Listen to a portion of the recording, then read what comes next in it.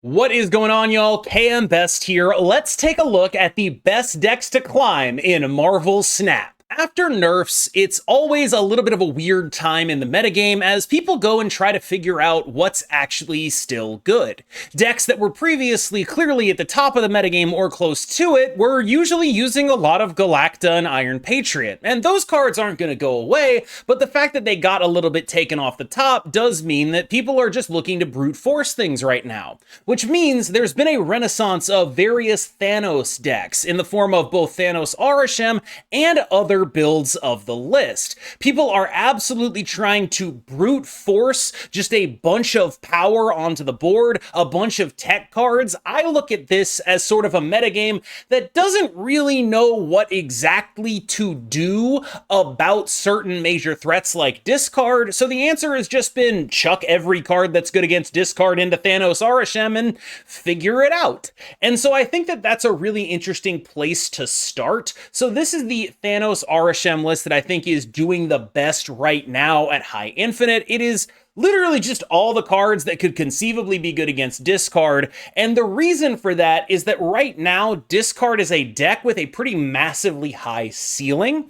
It is a deck that is able to bully snap you, and I think a lot of people just hate being bully snapped and not having outs, and Arishem and Thanos are strong enough to just give you things to do when your tech isn't particularly relevant. They are also going to make it a little more inconsistent, but this is compensated for by the additional power that we get from having extra energy. Right now, this deck is sort of running wild all over the ladder. It is not necessarily the best deck in the game, but it is present enough that you're going to want to be prepared for it, and it is influential enough that it's going to affect the other things people are playing. This is a powerful deck that has a couple of really obvious counters like Darkhawk and Cassandra Nova, and then it's generally just going to try to go over the top of whatever it can go over the top of, and then use its tech cards against the specific matchups where it is unable to actually go over the top. It's very draw dependent, the high rolls are very high, you're going to want to be a relatively aggressive snapper and a relatively willing retreater with this deck. There's been a lot of focus on discard recently, and the reason for that is mostly that it has the ability to have very powerful openings, combo style gameplay, and generally a kind of resistance to one piece of interaction.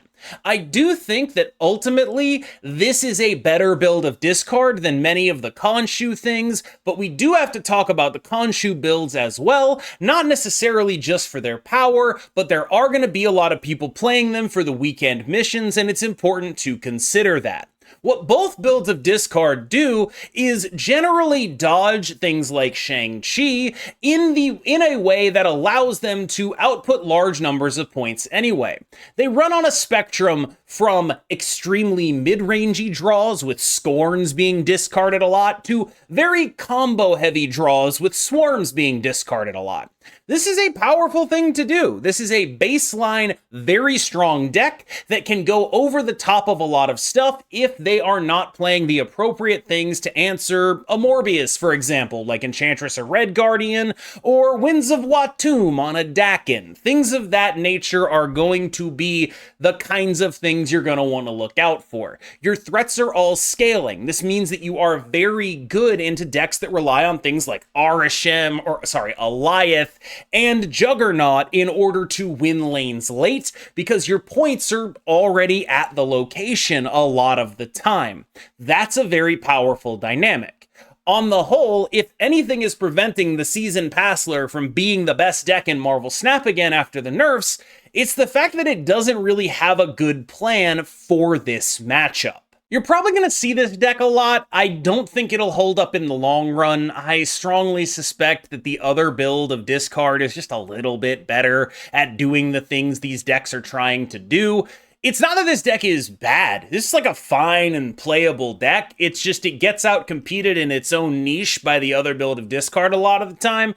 It's, again, really not bad. It's a perfectly acceptable deck. I just think the reason I'm mentioning it here is more due to the fact that there's a lot of people playing it for the weekend missions than it is for its own actual power. It's an alt on the discard list that has less explosiveness, more of a mid-range game plan, and because you're a Dracula deck, a little bit more of a weakness to Red Guardian. Scream is the exact same list that it has been for a while, with the exact same upsides and downsides that it's always had. This is a deck that is looking to compare basically stats with everything it plays, and anything it can't beat on stats, it's going to try to beat by disrupting them and moving their cards around. So there are decks where that is meaningful disruption, and that is going to be a really good thing to do. Notably, a little bit not great of a matchup into Sam decks that are also running images of Icon. They're able to make your Scream feel pretty stupid, at least half the Scream feels pretty stupid, but you are generally good into the card Sam. It's just that you're not as good as you think you probably should be. This is a very safe, classic mid-range deck in Marvel Snap that has a lot of very powerful openings. Your own Sam into a Kraven, into something like Scream and a Spider-Man. All of that stuff is quite solid. I've also seen people running versions of this with Agamotto in them. I feel like that's mostly a side grade. I have no necessarily huge opinion on like, wow, that's something you've really got to do or really don't have to do. I like running Agamotto and stuff like this, in part because in those matchups against decks like Discard or Arishem with like really high ceilings, Agamotto just increases your range in ways that are weird. It's just a hard card to play around all the options for. And so I enjoy having that increased range, but I don't really think that's indicative that it's actually better over a long run. One alt on Scream that has been seeing a little bit of play, I kind of enjoyed playing this. It feels a little like, it's a little gimmicky, right? Like, come on, we're being a little gimmicky here. But there's a lot of people playing Thanos stuff. Killmonger can be really relevant. There's a lot of people that are still playing discard stuff against which the card Lady Deathstrike is really phenomenal, and that's really the reason that this is trying to be what it is. Like, this is a Scream deck that is, like, not necessarily hard-teched for the discard matchup or anything like that, but it's just sort of aimed that direction. This is a slightly modified build by Stefan, who is gonna be, like, it was based on a build by Fudge, and again, like, the basic premise here is just, we're teched in the direction of discard, we're teched in the direction of Thanos, we're generally going to be okay against mid-range stuff. That's the stuff we kind of have to worry about. I'm, again, not sure if it is worth deviating from all the good cards in the normal Scream deck. It's the kind of thing that, in my head, it's like, oh yeah, this makes sense, but I wouldn't be super surprised if long-term what actually ended up happening was that it was probably just better to run the other Scream deck. I had a ton of fun with this list, which is basically the big deck that is looking to beat the other big decks. In other words, what we have here is a Thanos Cassandra list, where, like, we are a Thanos Agamotto deck, but we have Cassandra, we have Gorgon, we are built to try to beat the other decks that are doing the thing that we're doing. And that, I think, is a really interesting decision to try to make, because it does cost us interaction against a lot of other stuff. There's no Shang-Chi in here. You could try cutting Red Guardian for him. I'm not sure that ends up making a ton of sense. This is definitely like an alt build. Like, the safe version of this is just running like Shang and Enchantress, but I do like the direction this is going in the context of I really think that this is a unique way to try to build right now, and in this metagame where I feel like probably like half the decks I played against were bigger than normal, it can be really nice to just know that you're favored in the pseudo mirror because you just have these cards. The Seasonpassler is totally fine. There's nothing wrong with this deck. It's like perfectly solid, but I think it's actually pretty far from legitimately broken at this point. Like, it's just a good deck. This is sort of a deck that I think is just very solid, and one of the things that's moving against it in the metagame right now is all these Thanos Arishem decks are like actually able to just make your Juggernaut not do stuff. They can fill the board up in a reasonable way, and that is one of the dynamics that is pushing against this deck, in addition to the nerfs to Iron Patriot and Galacta, which it obviously plays. When Juggernaut is good, this is a great spot to be in. Juggernaut is much less guaranteed to be good right now. And I think that there are many decks that fall into what I would describe as the Seasonpassler category, by which I mean, Galacta, Sam, Iron Patriot, and Shang-Chi and Juggernaut, probably Rocket and Groot too. Like these are all just like kind of running the same 6 cards. So I'm going to talk about those right now as well, because I think like fundamentally, even a deck like Surfer is really a Juggernaut Season Pass deck right now, at least. Quick honorable mention for Derek's build of the Seasonpassler. I'm typically reticent to recommend Derek decks to like people that aren't Derek, but I think this one is building in a pretty solid direction. I like that it's including a weird Magneto. That's the kind of disruption that can be really good against some of your bad matchups. I like that it's building for Hope Summers to allow you to get that extra energy more reliably. I think it's a nice way for this deck to go, and I think it's a possible future for the deck that doesn't end up as reliant on the Juggernaut crap that is currently, not as good as it used to be.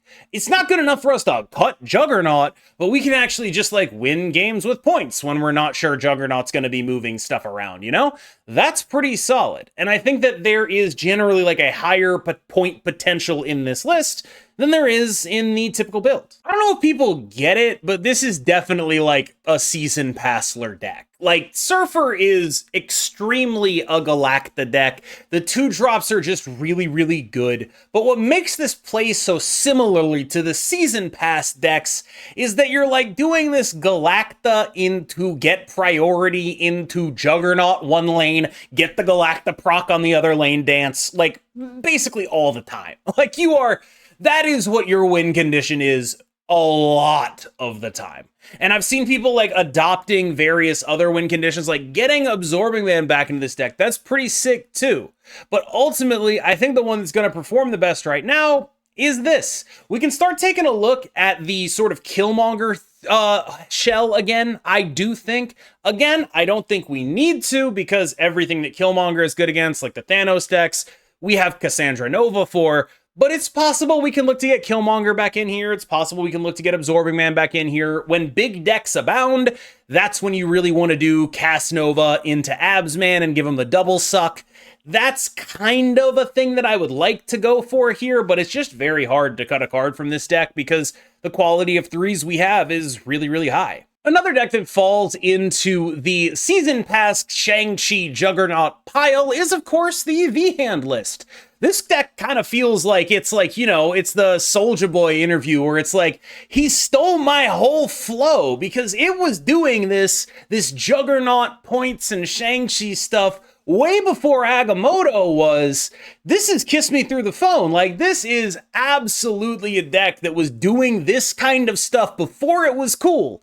And unfortunately, I'm not sure it's actually better at doing this stuff than the Agamotto deck. Agamotto came along, sort of stole the sound, and then just started winning a little bit more. It's a little bit better. Now that Galacta has been nerfed just a little bit, it's a little bit more comparable in terms of the secondary power packages that go alongside all the Season Pass cards and Juggernaut and Shang-Chi. It's a little bit easier to play a deck like this and feel like you're not giving something up by not playing the Agamotto version, but it is still in that vein. Moving on to a couple of other lists that are, I think, a little underplayed right now, but reasonably pretty solid. If everyone is going to be playing like Thanos Arishem, the natural predator of that deck is Ajax stuff. Ajax has pretty much always been good into that kind of thing, in large part because of how valuable it is to just hazmat a super wide board, but also because it's a natural Cassandra Nova deck. The deck is able to bring a ton of power to bear using cards that are unlikely to get Alioth in a meaningful way. Something like a Diamondback in one lane and Ajax in another lane will give you an absurdly powerful option just by playing Hazmat on the final turn of the game. There's a lot of good stuff going on right here. I do really want to fit Laufey in. That's a card I desperately want to get in here. I find myself mostly unable to, because that would be the Cassandra Nova slot, but I really want to get it in. I just think Cassandra Nova is slightly more important right now. Another deck that has fallen by the wayside a little bit, but perhaps in an undeserving way, is, of course, half man, half amazing, the ongoing hybrid list. This is a list that's taken some decent punishment from the card Juggernaut existing. You are a list that cares a lot about the placement that you have, and you get pretty punished by cards like Juggernaut, by cards like Red Guardian, and those cards are unfortunately pretty common. This is a list that I don't think is optimal for the current metagame, but it is a respectable archetype. There's just a couple of things pushing against it. The list of 3/3s you get blown out by actually increases to include cards like Mobius M. Mobius, which is pretty good against a Ravonna / Anti-Venom deck.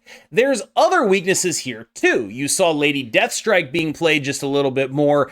You hate that card so damn much. So there's a lot of things that are pushing against this deck metagame-wise, which is why it's down here, despite it being one of my favorite decks in the game. Surtron is pretty damn solid, honestly. This is just a solid, functional, good deck. I think at this point, there have been 500 games tracked of it on Untapped, and while it has a relatively lower cube rate than I'd like for the win rate it has, the win rate it has in top 10% is perfectly respectable. The problem is, it's extremely predictable.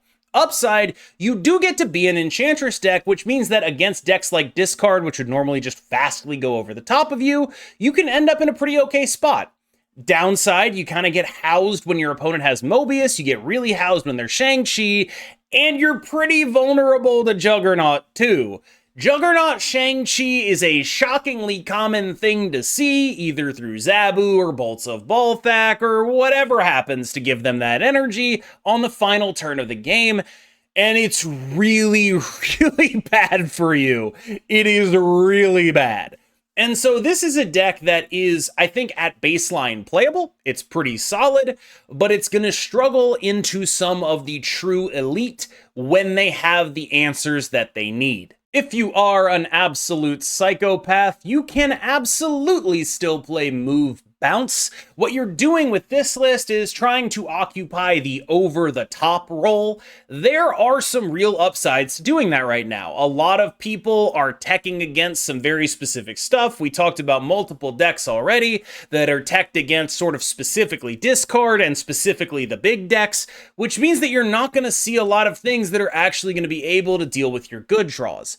Downside, there's a lot of stuff that deals with Madam Web running around right now, though. Like, a lot of stuff that deals with Madam Web. People are playing a lot of Enchantress. People are playing a lot of Red Guardian. People are playing a lot of Lady Deathstrike. And there's just like, wow, that's a lot of stuff that just sort of incidentally can deal with what you have. Hence the appearance of Cosmo in here, because there is just a pretty large amount of guys who are just like fully prepared to deal with your Madam Web on either turn 3 or turn 4 or turn 5. There's just stuff that can show up and mess you up.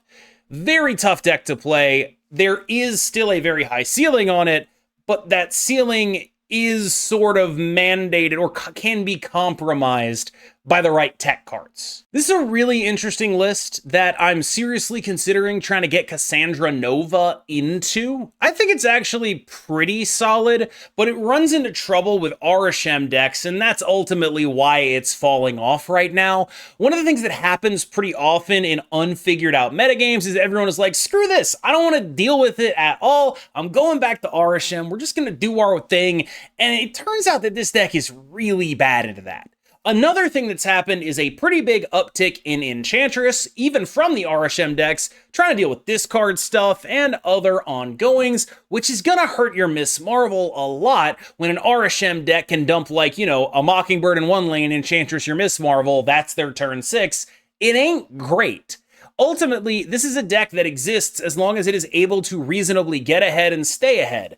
It's a lot harder to do that against Arishem than it is against anything pre-patch. Clog ain't dead. If people are playing a lot of Thanos, Clog is one of the absolute hardest counters to that archetype. It is a monstrous, monstrous deck in a world where you expect to see a lot of Thanos Arishem or Thanos Agamotto or really any of that stuff. Agamotto is a little bit more difficult because if they are able to keep that lane at like 3 things, they can images of Icon away your Clog stuff. There's some things that Agamotto can do against Clog that are less good than what you can do against, say, Thanos, right?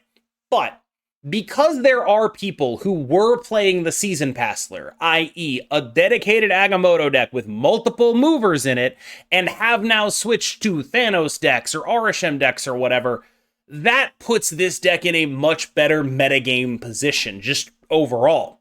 It gets from being a deck that was in a pretty awkward spot against a lot of those Agamotto decks to being a deck that is absolutely excellent against basically every good Thanos draw. What's really unique about this is that it takes Thanos' best draws and turns them on its head. Thanos' best draws are playing a bunch of small stones. That is exactly what this deck wants to see in that matchup. Mr. Negative remains Mr. Negative. Its role is still roughly the same, and with less people playing the Sandman deck, you're probably going to run into less Mobiuses. This deck is sort of inversely proportionate to how good Mobius is. The more people are playing Mobius, the more terrible this is. The less people are playing Mobius, the more you can just do your thing and vibe out and play Mr. Negative and play Jane Foster and snap, and then they have to leave, and then you feel like a genius. As long as you're able to do that and people aren't Mobiusing you, you're in a good spot. This deck definitely improved from the patch just by virtue of the Sandman deck getting a lot worse. The Sandman deck was the major home for Mobius.